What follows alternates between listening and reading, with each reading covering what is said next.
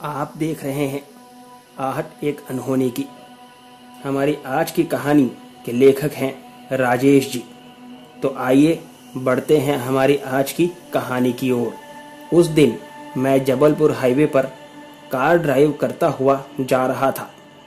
इंदौर से जबलपुर जाना था मुझे, मेरे एक फ्रेंड की शादी में। ट्रैफिक ज़्यादा ना होने की वजह से काफ़ी अच्छी स्पीड पर गाड़ी चल रही थी और मैं ठंडी ठंडी हवा का मज़ा लेते हुए आगे बढ़ रहा था। शाम का मौसम था। इंदौर से जबलपुर का रास्ता करीबन 11 से 12 घंटे का है। नेशनल हाईवे 52 से। खैर, मैंने शाम होते होते तो काफ़ी लंबा रास्ता तय कर लिया था। अब मैं जबलपुर से कुछ ही किलोमीटर की दूरी पर था। लाउड म्यूजिक सुनते सुनते कब जबलपुर आ गया पता ही नहीं चला।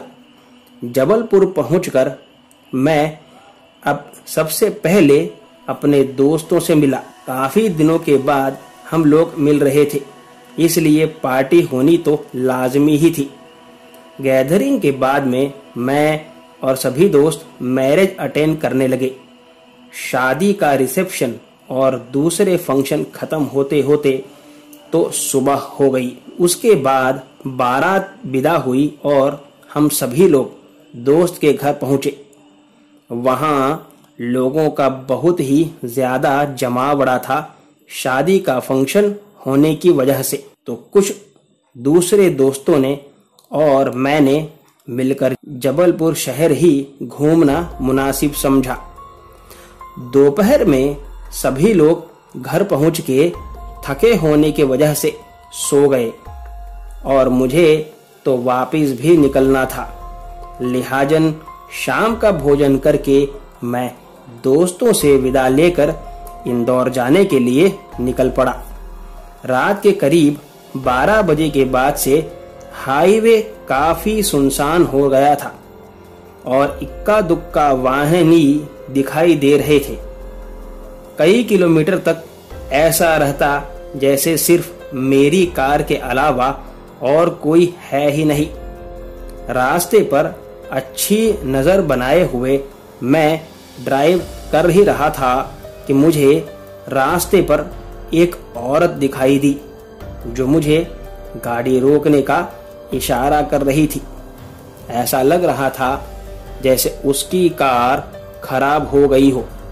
मैंने मानवतावश कार को उस औरत के पास खड़ा किया तो वहां मुझे वो औरत दिखाई नहीं दी और ना ही वो कार ही नजर आई। उतने में कार का दरवाजा खुला और बंद हो गया। ये विचित्र घटना मेरी समझ के बाहर ही थी। मैंने असमंजस में कार वहां से दौड़ा दी, लेकिन मुझे बार बार यह एहसास हो रहा था कि मेरे बगल में कोई बैठा है।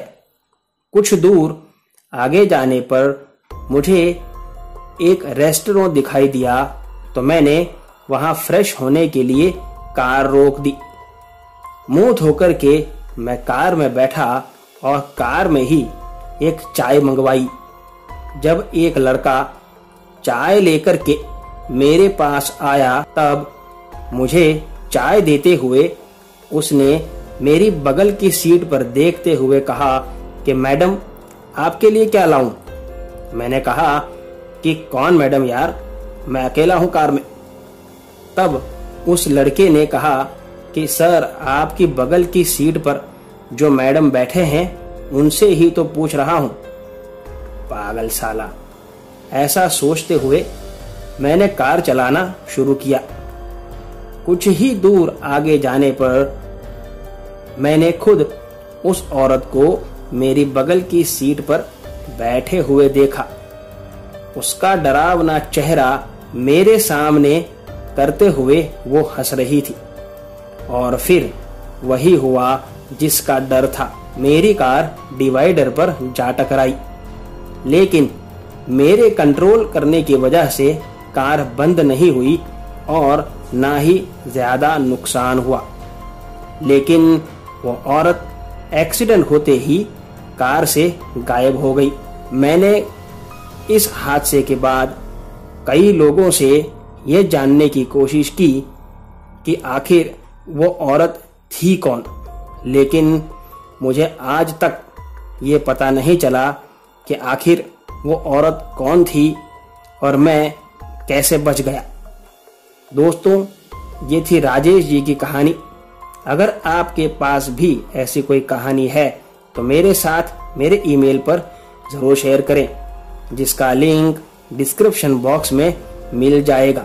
तो मिलते हैं अगली कहानी में, तब तक संभल कर रहिए। धन्यवाद।